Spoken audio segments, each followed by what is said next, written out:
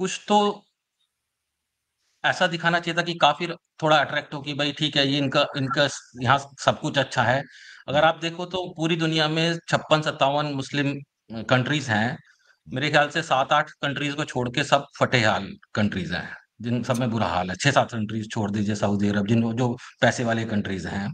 ठीक। तो और दूसरी चीज यह है कि ठीक है, मोमिनों की साथ जो हो रहा है, जो काफिर जैसे अभी फलस्तीन और इसराइल में लड़ाई चल रही है, वो तो चलो काफिर की बात है, लेकिन खुदा पिछले 2 साल की आप चार बड़ी नेचुरल डिजास्टर ले लीजिए।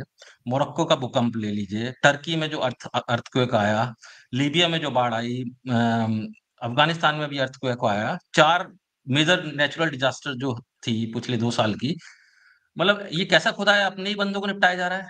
ठीक, बहुत बहुत अच्छा सवाल है। आप हिंदू है मेरे भाई? मैं एग्नोस्टिक समझ लीजिए आप, हिंदू था लेकिन अब नहीं हूँ, एग्नोस्टिक हूँ मैं।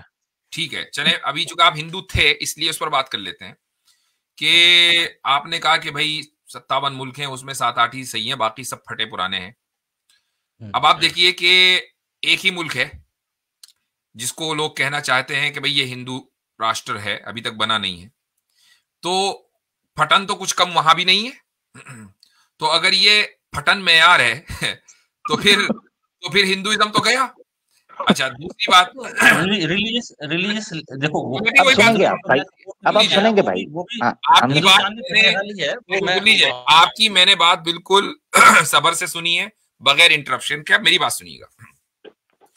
अच्छा, 800 साल भारत के ऊपर मुसलमान की हुकूमत रही है, तो इसका मतलब यह हुआ कि 800 साल तक हिंदुइज्म जो है वो एक गलत कल्चर, गलत तहजीब, चूंकि उसके ऊपर कोई दूसरी तहजीब मुसल्लत हो गई थी। तो अगर आपके नजदीक ये मेयार है तो फिर हिंदुइज्म तो गया, क्योंकि 800 साल तक के उसका कोई पूछने वाला दुनिया में था नहीं।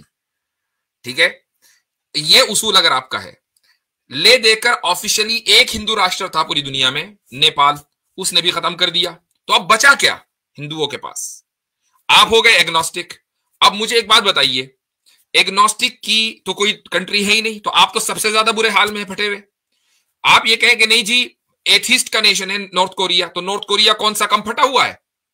जिस नेशन में आप रह रहे हैं, जो डॉलर कमाने आप यहां आए हैं, उस डॉलर बिल के ऊपर लिखा हुआ है इन गॉड वी ट्रस्ट। वो सब खुद खुदा सारा भी अफ्रीका। है।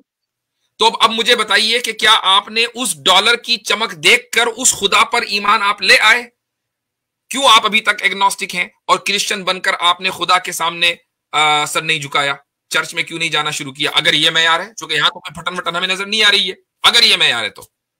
जी। नहीं, देखो, हिंदू हो या नॉर्थ कोरिया, एग्नोस्टिक, वो तो काफिर हैं, उनका बुरा हाल होगा, वो तो चलो समझ में आता है कि कल नहीं, खुदा तो हम उनका बुरा आपके हाल मैयार करेगा, की लेकिन बात कर रहे हैं ना, हमारा तो मैयार ये है ही नहीं ना।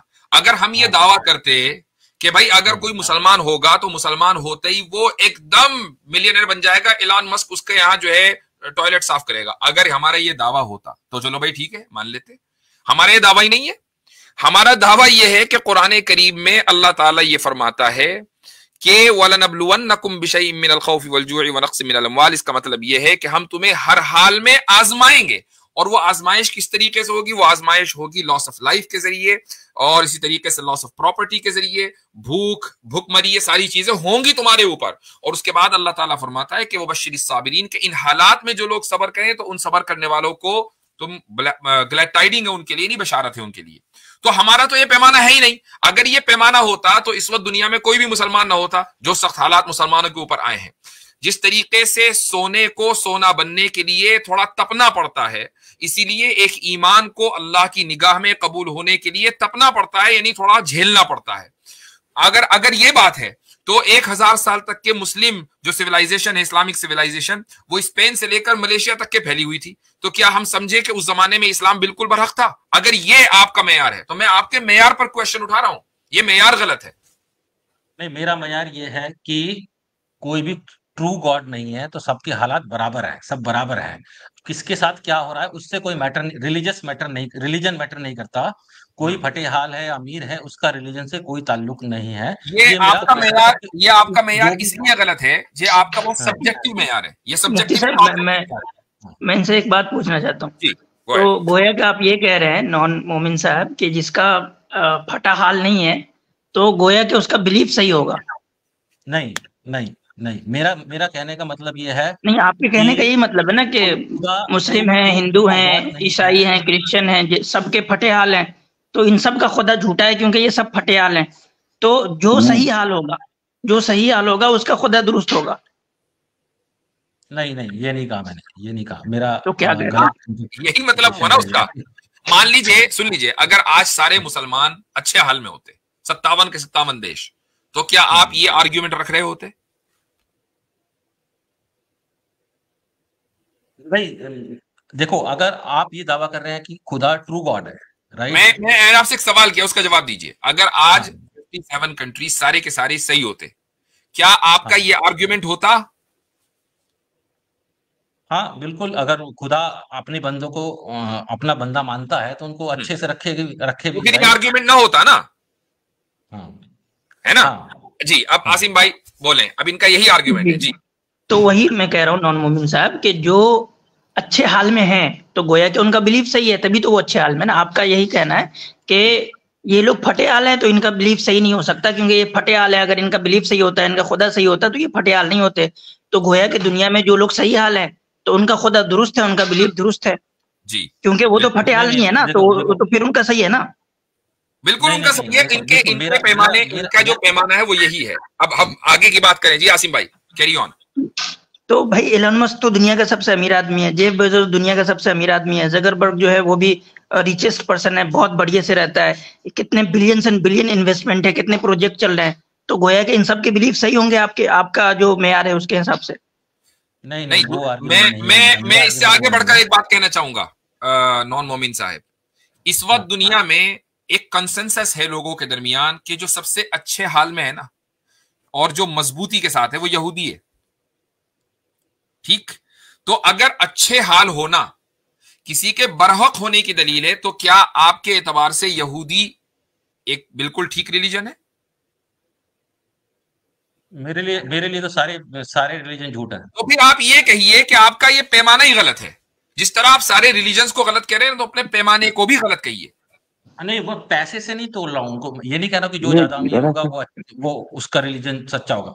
मैं कह रहा हजरत, हूँ कैसे कि ये जो इन्होंने अजीब खुश कहा होगा, है। खुशी, मैं हैप्पीनेस इज मैं बड़ी सेपरेट खामोशी थिंग से बात, एंड मनी भाई इज एक मिनट सेपरेट सुनिएगा, थिंग। भाई एक मिनट हाँ, मनी सुनिएगा। कैन नॉट बाय मैं हैप्पीनेस। बड़ी मैं बड़ी हाँ, खामोशी से बात सुन रहा था। ये जो आपने अभी जुमला बोला, ये तो आपने अपनी पिछली पूरी गुफ्तगू के ऊपर पानी फेर दिया भाई। जी, आप बोल रहे हैं मैं तो सब रिलीजन को गलत कहता हूँ, तो मेयार किस बुनियाद पर आपने बनाया भाई मेरे? वो जो जितने भी मालदार हैं वो भी गलत मैं ही होंगे आपके देखिए, नजदीक, तो ये ये क्या बात है? यही यही चीज अगर यही अगर चीज मैं आप क्रिश्चियंस को बोलूंगा, जी, यही चीज मैं हिंदुओं को भी बोलूंगा, यही चीज मैं बुद्धिस्ट सबको बोलूंगा ओ कि भाई, अगर आपका मेयार तुम्हारा गलत है, गॉड आप ट्रू सबको है बोलो, तो आपके तुम्हारे सबके हाल भी बोलने से नहीं फटे बात होने हो रही। चाहिए, फर्क ना समझें, कि फटे हाल। फर्क समझें भाई, भाई फर्क हाँ, समझें, फर्क समझें।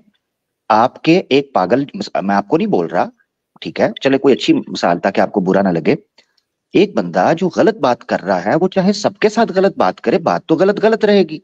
आपका ये कहना कि मैं हिंदुओं को भी बोल दूंगा ये बात, ईसाइयों को भी बोलूंगा, भाई आपका असूल गलत है। आपने जो भी बात की है, आप तो सबको जब गलत मान चुके हैं, तो कोई कितना ही पैसे वाला क्यों ना हो, आपका म्यार तो आप रिजेक्ट कर चुके हैं। मैं तो हैरान हूं इस चीज पर। आप वाकई सिंसियर हैं तो आप खुद सोचें आपने असूल क्या बनाया है। तो ये बताइए फिर ये नेचुरल डिजास्टर में मोमिनों को ही क्यों निपटाया जा रहा है खुदा? Very good. आपने उसका जवाब नेचुरल, नहीं दिया। हजरत वो बयान कर चुके हैं हमारे नजदीक। आसिम भाई कुछ बोले लगे थे, आसिम भाई आप बोल रहे लेकिन हैं। यस, मुफ्ती साहब ने बोला कि आजमाइश करेंगे। जो आदमी मर गया उसकी आजमाइश कैसे हो पाएगी? अब वो तो मर ही गया बेचारा। बच्चे, छोटे छोटे चलिए बच्चे मर गए। सुन ले आसिम भाई कुछ जी, बोलने आसिम लगे, भाई उनकी सुन ले। जी, एक तो ये फैक्चुअली रॉन्ग है कि कह रहे हैं कि सिर्फ मोमिनों को निपटाया जा रहा है। भाई जी, दुनिया में हर जगह जलजले आ रहे हैं। सिर्फ तुर्की और अफगानिस्तान में जलजले नहीं आ रहे, इराक में जलजले नहीं आ रहे। अभी ऑस्ट्रेलिया में आपको भी आप जलजले आ रहे हैं। नहीं, अभी अभी एक मिनट। कनाडा में जो आग लगी थी मुफ्ती साहब, हाँ, कितनी और बड़ी उस थी वो। आग, उस आग का असर मेरे भाई नॉन मोमिन साहब, उस आग का असर जो है वो आपके घर तक था, मिलवॉकी तक हजरत, था। हाँ हजरत, ये अच्छा, कैसा निपटाया, ये कैसा निपटाया जा रहा है कि फास्टेस्ट ग्रोइंग रिलीजन स्टैट्स, तो रिसर्च सर्वे ये बता रहे हैं, बड़ा जबरदस्त निपटाना है जी। अच्छा, नहीं एक मिनट, आपको नेचुरल आपको डिजास्टर में मुझे हो रहा है। नेचुरल डिजास्टर की कैटरीना याद है? हाँ, कैटरीना याद है। अफगानिस्तान में तो नहीं आया था, या पाकिस्तान में आ गया था? देखो, वो तो काफिर मुल्क में आया था। काफिरों को मरना तो समझ में आता तो है कि चलो ठीक है, इसका खुदा मतलब काफिर क्या को हुआ? मार रहा है, इसका मतलब ये समझ में हुआ आता है, कि अंडरस्टैंडेबल है, इसका मतलब एग्री। ये हुआ कि जो हाँ, वो मोमिन नेचर है को ना, मार रहा है। इसका मतलब ये हुआ कि हाँ, जो नेचर है, मैं अब आपका फार्मूला ठीक कर रहा हूं बकौल आमिर भाई के, जो हाँ, नेचर है वो अपना काम करेगा, उसको जहां भी अब टेक्टोनिक प्लेट्स हैं, वो जहां पर भी उनमें इंटरप्शन होना है वो होगा। इट डजंट मैटर कि ऊपर कौन रह रहा है, मुसलमान रह रहा है कि काफिर रह रहा है, जो नेचर है वो अपना काम करेगा, खुदा के हुक्म से काम करेगा। जो आप पैमाना है ना, वो पैमाना ये नहीं है कि कौन परेशानी में है और कौन परेशानी में नहीं है, क्योंकि जिन लोगों को आप आज परेशानी में देख रहे हैं कल वो परेशानी में नहीं थे, जिन लोगों को आप अच्छाई में देख रहे हैं, आप बहुत अच्छा देख रहे हैं, वो कल परेशानी में थे। ठीक है, तो ये पैमाना नहीं है, चीजें बदलती रहती हैं। पैमाना ये है कि जो आपको मजहब पैगाम दे रहा है वो क्या दे रहा है, अच्छाई का दे रहा है, अच्छाई का नहीं दे रहा है, ये पैमाना होना चाहिए। आप उसके ऊपर क्वेश्चन उठा सकते हैं कि भाई मुफ्ती साहब आपके इनमें फला जो हुक्म है वो अच्छा नहीं है, हम उससे बेहतर हमारे पास है। हाँ, इस पर बात करें तो समझ में आती है। ये पैमाना आप पता नहीं कहां से ढूंढ कर लेकर आए हैं। मुफ्ती साहब, अब मैं इनसे थोड़ा सा इनके इसको रिवायर करना चाहूंगा कि आपने बोला कि भाई अच्छे हालत और फटे हालत को आपने मेयार बनाया, तो क्या आप अच्छे हालत में जाने के लिए किसी इंसान को इमोरलिटी की तरफ जाना दुरुस्त करार देंगे? मिसाल के तौर पे समझेंगे कोई इंसान जो है वो 1 बिलियन की डकैती करके बहुत अच्छे हाल में जा सकता है, तो उसके इस अच्छे हाल में जाने की वजह से उसको बोलेंगे कि वो डकैती करे और अच्छे हाल में चला जाए? वो बुरे हाल में भी जा सकता है, वो जेल भी जा सकता है, बुरे हाल में तो रिस्क है ना उसमें। तो नहीं, अगर चला गया तो 100% तो जाए, लेकिन इसमें तो रिस्क है। अच्छा, तो मतलब अगर 100% चांस है कि आप इमोरल काम करके एक लग्जरियस लाइफ में जा सकते हैं तो उसको जाना चाहिए आपके नजदीक? आज के टाइम में 100% तो कोई कंफर्मिटी नहीं है ना इमोरल काम में। इमोरल में सजा हो सकती है ना, पकड़ा जा सकता है, मारा जा सकता है, प्रिजन में जा सकता है, तो बहुत सारे क्रिमिनल्स होते हैं जो बहुत कैलकुलेटेड क्राइम करते हैं कि उनमें 0% रिस्क होता है उनके पकड़े जाने का। किसी में भी ठीक है, आप कोई 0 रिस्क वाला बता दो, वो ठीक है। 0 नहीं, वो उनके कैलकुलेटेड से होता है, तो किसी में भी। अरे मान लेना 99% है, ठीक है, तो वो तो अच्छे काम में भी है ना रिस्क। 0 रिस्क वाला तो कोई बिजनेस भी नहीं होता, हर बिजनेस में रिस्क है। अरे रिस्क में पैसा लूज करना वो रिस्क नहीं, नॉन मोमिन साहब, आपसे सवाल यह है कि कोई इंसान जो है कि उसको पूरा जन्ने गालिब हो, मतलब कि एकदम ये हो कि बहुत कम रिस्क है, मैं ये काम करूंगा और मैं एकदम आराम से जो है लग्जरियस लाइफ जी सकता हूँ, तो क्या उसको अपनाना चाहिए ये वे ऑफ लाइफ? वो तो उसकी मर्जी है, उसमें मैं क्या बोलूं। वो नहीं, आप क्या कहेंगे? आपका इस पे क्या सोचना है कि इंसान को चोरी डकैती करके, और लोगों, मान लीजिए कि गांव में हमारे यहाँ इंडिया में ना बहुत सारे होते हैं बड़े लोग इस तरह से जो दबा देते हैं छोटों को, कमजोर लोगों को।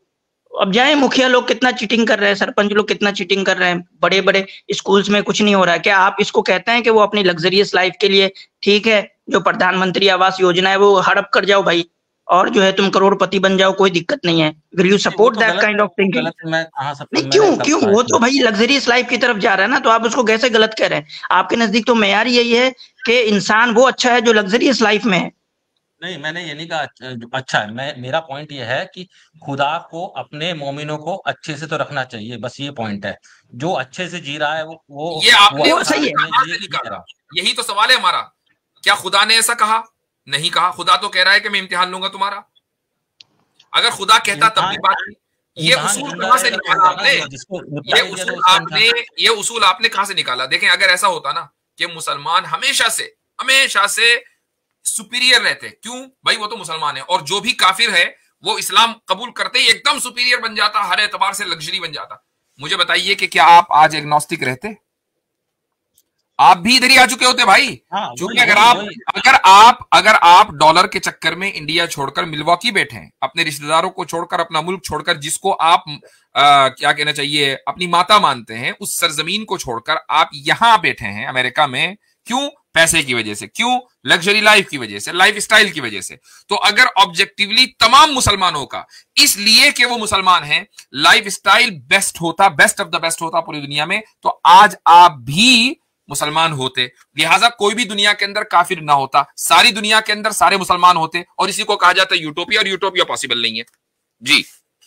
अच्छा ठीक है, चलो मेरे दूसरे पॉइंट्स पे चल लेते हैं। इस पर हो गया तसल्ली? एक मिनट मुफ्ती साहब, मैं एक कमेंट करना चाहूंगा अपने ऑडियंस के लिए कि ये वो सोच है, जो मादी सोच है, जो मेटेरियलिस्टिक सोच है, that is the problem for the human kind.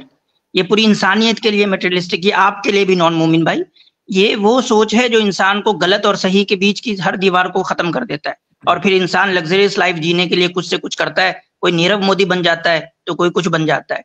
ठीक है नॉन मोमिन साहब, तो अपने सक्सेस के डिफिनेशन को बदलिए। Luxurious life is not a success life. Moral life is a success life. And morality mean Islam only. नहीं, ठीक है? मॉरलिटी में भी आप देखिए ना, जैसे आप बोलते हो कि चले अब आप चाहे आप दूसरे कुछ भी सवाल की करिए। तरफ आ जाएंगे। ये मेरा जो कमेंट था वो हाँ, मेरे ऑडियंस के लिए। ठीक जी है, मैं दूसरे सवाल की तरफ आ जाता हूँ। तो एक आप लोग एक दावा करते हैं कि कुरान में कोई भी चेंजेस नहीं आए हैं since it was originated, right, 5th century या 6th सेंचुरी में। I am not very sure कि कौन सी डेट है, हम कौन सा ओरिजिनेशन का लफ्ज नहीं सेंचुरी। बोलते हैं, रिवील्ड का लफ्ज बोलते हैं। जी हाँ, रिवील्ड। ठीक है सर, माफी चाहता हूँ। Revealed, when since it was revealed, उसमें चेंजेस नहीं हुआ, राइट। तो मेरे हिसाब से अगर कोई ये दावा करता है कि इस किताब में 100,000 साल में कोई चेंज नहीं आया, तो उसका सबसे बड़ा एविडेंस ये होगा कि आप मुझे मेरे सामने ओरिजिनल कॉपी रख दीजिए और आज की कॉपी रख दीजिए, मैं कंपेयर कर लूंगा, देख लूंगा कि भाई इसमें कोई चेंज नहीं हुआ है। तो आपके पास ओरिजिनल कॉपी है कुरान की 5th सेंचुरी की, ठीक, एग्जिस्ट करती है? सही है। इसका जवाब ये है कि एक तो ये कि 5th सेंचुरी में कुरान मुकम्मल नाजिल नहीं हुआ है, यानी रसूल अकरम सल्लल्लाहु अलैहि वसल्लम की जो वफात है वो 630 30 है ना, 632 में आप सल्लल्लाहु अलैहि वसल्लम की वफात हुई है। 23 साल के अरसे में कुरान करीम नाजिल हुआ है, और उसके बाद फिर तकरीबन समझ लीजिए कि 2 साल आप वसल्लम की वफात के फौरन बाद 33-34 में कुरान करीम को एक जगह जमा कर दिया गया। लिखा तो पहले ही गया था, जमा कर दिया गया। ये मुख्तसर सी हिस्ट्री है। अब मैं आपसे ये पूछता हूं कि ये जो आपने उसूल निकाला है कि मैं चेंज जब मानूंगा जब आप ओरिजिनल कॉपी और आज की कॉपी सामने रख देंगे, तब मैं मानूंगा कि चेंज नहीं हुआ। ठीक है, अच्छा, ये उसूल आपने कहां से लिया है? इस उसूल पर बात करेंगे। ये बेसिक है ना, आपने कहा चेंज नहीं हुआ है तो मुझे ओरिजिनल कॉपी देखनी पड़ेगी, ये देखनी पड़ेगी। आपने ठीक है, मैं मान लूंगा। यही तो मैं कह रहा हूं, ये बेसिक उसूल नहीं है। बेसिक उसूल ये उस वक्त है कि अगर आपके सामने ओरिजिनल कॉपी हो किसी भी मैन्यूस्क्रिप्ट की, ओरिजिनल मैन्यूस्क्रिप्ट हो, हाँ। और उसके बाद प्रिंटेड वर्जन हो, और आप उससे चेंज साबित कर दें, ये कहें कि ये रहा चेंज, अब ये उसूल सही होगा। लेकिन चेंज न होने का ये उसूल नहीं है, ये चेंज होने का उसूल है। That's the point you need to understand. ठीक है, लेकिन ओरिजिनल कॉपी अब देखें, चेंज न होने का दावा हमारा है, आप उस पर ये दलील नहीं दिखा पूछ सकते कि भाई ओरिजिनल कॉपी और जो मौजूदा कॉपी है वो दोनों कंपेयर करके दिखाओ। नहीं, अगर आप ये कहेंगे कि चेंज हुआ है, तो अब हम आपसे पूछेंगे कि तुम ओरिजिनल कॉपी और आज की कॉपी में दिखाओ कंपेयर करके, और बताओ कि किधर चेंज हुआ है। ठीक है, मैं कंपेयर करूंगा, मुझे ओरिजिनल कॉपी दीजिए। तो कमाल है, हमारा ये दावा ही नहीं है भाई। जो दावा आपका है उसके ऊपर पहले एग्जामिन होगा ना। जी बिल्कुल। और दूसरा ये है, ये भाई को ये समझना है, एक मिनट, सॉरी, एक मिनट भाई, आपने एक चीज समझनी है नॉन मोमिन भाई, कि आपने 2-3 सवाल जो स्टार्ट में भी किया, बेसिकली स्ट्रॉ मैनिंग कर रहे हैं जो मुस्लिम उम्मा का क्लेम अपने सेहत के बारे में, हाँ, अपनी वेरिफिकेशन के बारे में उसूल, जिसको कहते हैं इंटरनल क्रिटिसिज्म, जो कि बेसिक उसूल वो है ही नहीं है, जो पैरामीटर्स ही नहीं है, आप उसके ऊपर परख रहे हैं। मिसाल के तौर पर कुरान की कंपाइलेशन में हम मेमोराइज करने को बेसिक चीज समझते हैं, हिफज करना। हमारे नजदीक वो चीज है, आप दुनिया के किसी भी हाफिज को बिठा लें। तो अगर हम बुक के ऊपर इस तरह, तो आप दुनिया के बहुत से शास्त्र हैं, बहुत चीजें, जैसे वेद है, मनुस्मृति है, उसके ऊपर रिसर्च हो रही है, पता चल रहा है साबित ही कोई नहीं होता वेद का ओल्डेस्ट जो है ना वो चक्कर। इसीलिए तो आप एग्नोस्टिक हो गए, आपको मुबारक हो। इंशाल्लाह इस्लाम को पढ़ेंगे तो आप वापस आ जाएंगे, इंशाल्लाह घर वापसी हो जाएगी। तो मकसद कहने का ये है कि जो उसूल हम पेश करते हैं या जो हमने इंटरनल क्रिटिसिज्म के लिए वेरिफिकेशन का पेश किया हुआ है, उसके मुताबिक अगर आप जज करना चाहते हैं तो ठीक है। अदरवाइज एक ऑप्शन रहेगी, आप अपनी मर्जी के मुताबिक साबित करना चाहते हैं तो पहले आपको अपने फंडामेंटल्स को सिद्ध करना होगा कि आप जो उसूल पेश कर रहे हैं क्या वही मेयार दुनिया में चलता है जैसे हजरत ने रखा। ये है मुकम्मल प्रोसीजर। ये तो बेसिक उसूल है ना। अच्छा, अब आपने ये जो सवाल लिया है, ये जो आपने सवाल उठाया है, ये उठाया है आपने सचवाले से, वही सचवाले को मैं सुनता ही नहीं, मैंने आज तक भी नहीं सुना। मुफ्ती साहब, मैं इनसे पूछना चाहता हूँ कि नॉन मोमिन भाई, आपके नजदीक किसी भी टेक्स्ट को, टेक्स्ट का मतलब मतन, टेक्स्ट को प्रिजर्व करने के क्या क्या तरीके हैं? प्रिजर्व करने के तरीके तो कुछ भी हो सकते हैं। टेक्स्ट का मतलब यहाँ पे समझ रहे हैं? टेक्स्ट का मतलब, मैं जो वर्ड यूज किया हूँ टेक्स्ट, इसका मतलब समझ रहे हैं आप? टेक्स्ट इसका मतलब वो चीज नहीं होती जो जो लिखी हुई हो। टेक्स्ट का मतलब होता है कि कोई भी, हाँ मतन, तो कोई भी जो टेक्स्ट है उसको प्रिजर्व करने के कितने तरीके हैं, पता है आपको? अब ये तो मुझे नहीं पता कितने तरीके हैं, आप अब बताइए। देखें, आपको पता नहीं और सिर्फ एक तरीका लेकर आ गए आप।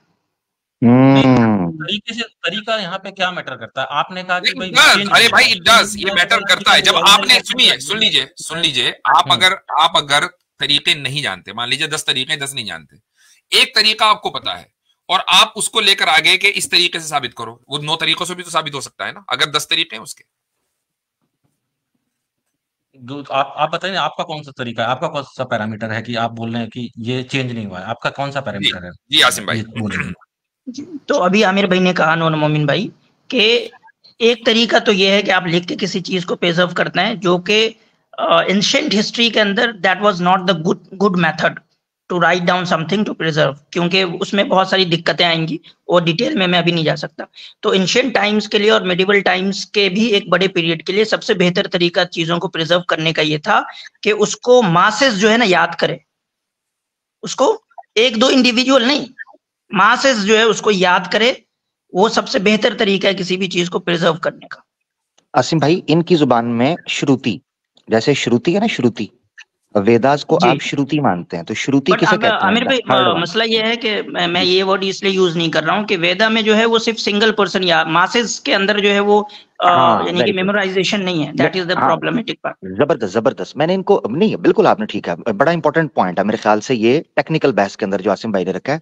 मैंने सिर्फ ये याद रखे, क्योंकि ये वर्ड आसिम भाई ने जो पकड़ा है वो बड़ा जबरदस्त पकड़ा है।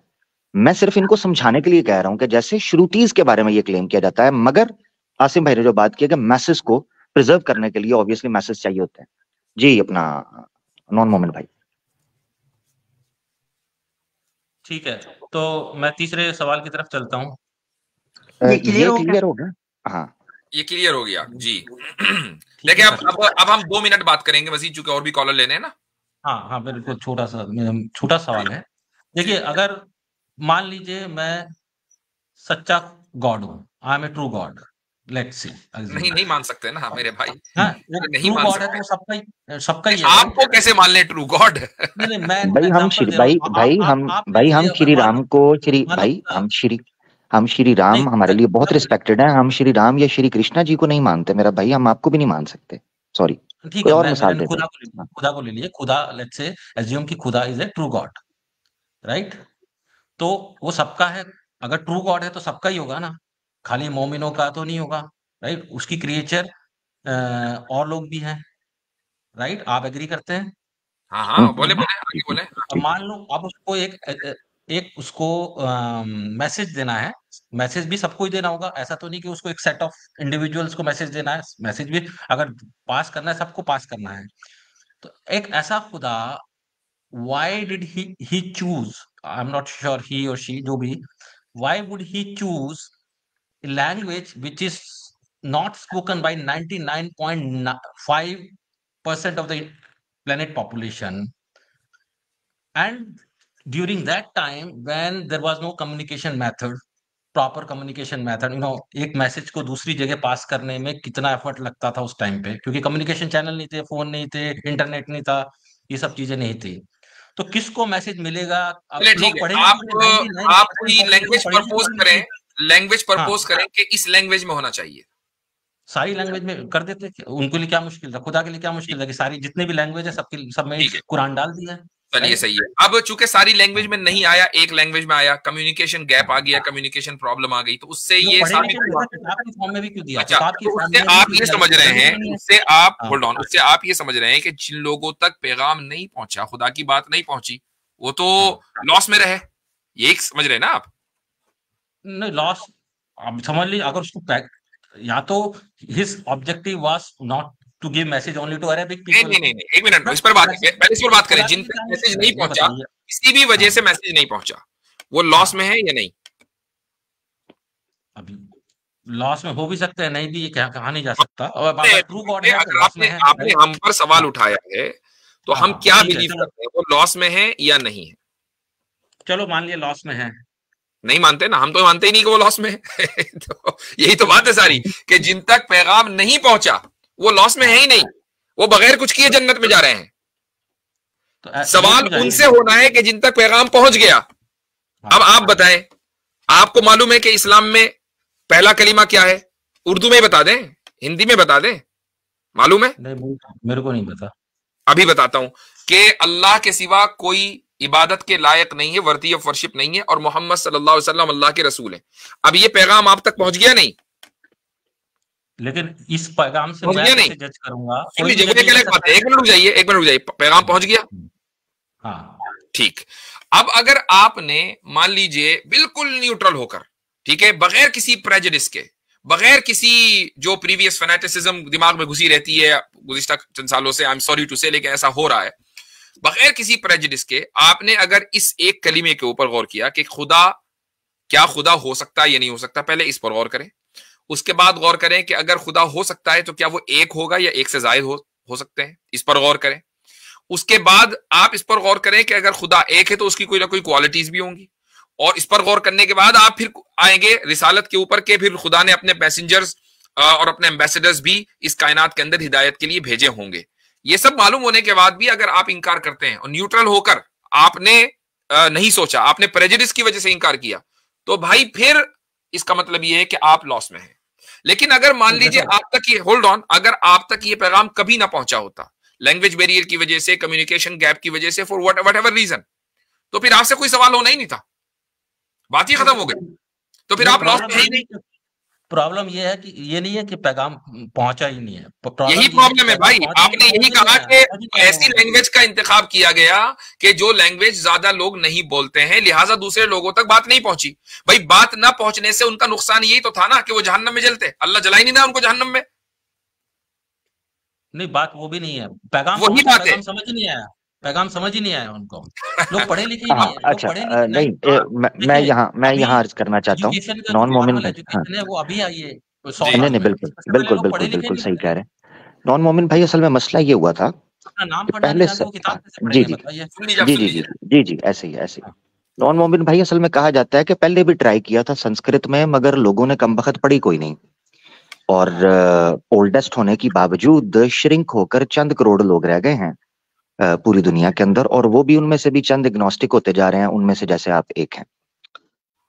तो अरबी जो है उस लैंग्वेज के अंदर जो आया है, तो उसका रिजल्ट आप देख रहे हैं कि पूरी दुनिया में मुसलमान किस तरीके से बिखर गए हैं और एक पूरी शान के साथ फैले हुए हैं, और अपने अकायद पर कैसे डटे हुए हैं अल्हम्दुलिल्लाह। एक तो ये चीज, दूसरा ये चीज, हाँ जी जी जी जी, वो मैं जो बताया वो दिल्ली की वजह से छोड़ रहे हैं और उड़ीसा की वजह से, वो मुझे आप बिल्कुल ठीक कह रहे हैं। अच्छा, अब जो अगली बात है ना वो ये है कि आपने कहा जी वो पैगाम सारी जुबानों में देना चाहिए था। अल्लाह ताला जो हैं वो इंसान के साथ जब मामला करते हैं तो उसी के मुताबिक असबाब रखते हैं ताकि वो उसको इख्तियार कर सके। यानी जो सोर्सेज होते हैं गाइडेंस के, वो इंसानों के ह्यूमन कैपेबिलिटी के अंडर आते हैं। जबकि भी कोई रेवलेशन आती है तो प्रैक्टिकली या उसको परसीव करना, उसको कंसेप्चुअलाइज करना, ये सारी चीजें ह्यूमन कैपेबिलिटी के अंदर होनी चाहिए। तो हुआ ये कि जब अल्लाह ताला ने अरबी जुबान के अंदर नाजिल किया ना कुरान, उसके बाद मुख्तलिफ लोगों ने जुबानें सीख के उसके अंदर ट्रांसलेशन की। आज पूरी दुनिया की बड़ी जुबानें या बड़ी तादाद में बोलने वाले बेशतर तमाम जुबानों के अंदर अल्हम्दुलिल्लाह, भी रिसेंटली पता चला कि कोरियन लैंग्वेज के अंदर भी एक न्यू मुस्लिम है, उन्होंने ट्रांसलेट कर दिया माशाल्लाह कोरियन लैंग्वेज के अंदर भी। तो मकसद कहने का ये है कि ट्रांसलेशन पहुंच गई लोगों के सामने। सूरह अर्रोम के अंदर अल्लाह ताला फरमाते हैं, औज़ु बिल्लाहि मिनश शैतानिर रजीम, व मिन आयातिही खल्कुस समावाति वल अर्द वख्तिलाफिल लैली वन नहारी वख्तिलाफि अलसिनतिकुम व अलवानिकुम। जुबानों का मुख्तलिफ होना ये अल्लाह की निशानी से है ताकि लोग अपने अपने उस पैगाम को अपनी अपनी जुबानों में ज्यादा बेहतर तरीके से समझ सकें जब वो ट्रांसलेट हो जाए। यही वजह है कि अल्लाह के पैगाम को फिर हमारे लोगों के ऊपर ये रिस्पॉन्सिबिलिटी बनती है कि लोगों तक पहुंचाएं। जैसे आपके सामने आज हम बात कर रहे हैं, वरना तो हम बात भी ना कर पाते। अगर बात समझ ही नहीं आ रही होती तो ना हम बात कर पाते, ना आपके जो सवाल था उनको ब्रेक डाउन कर पाते, और ना लोग उससे कुछ फैसला कर पाते। अब आ जाते हैं हजारों साल वाला मामला क्या हुआ। ये जो 1400 साल का अरसा गुजरा है ना, इस 1400 साल के अरसे के अंदर जो सबसे ज्यादा पीक का टाइम है ना इस आइडियोलॉजी के और इन नॉलेज के एतबार से, इनोवेशन के एतबार से फलने फूलने का, वो स्टार्ट का ही टाइम है। अगर ये पैगाम लोगों के दिलों में बैठ ना रहा होता, इसके लिए आप एक किताब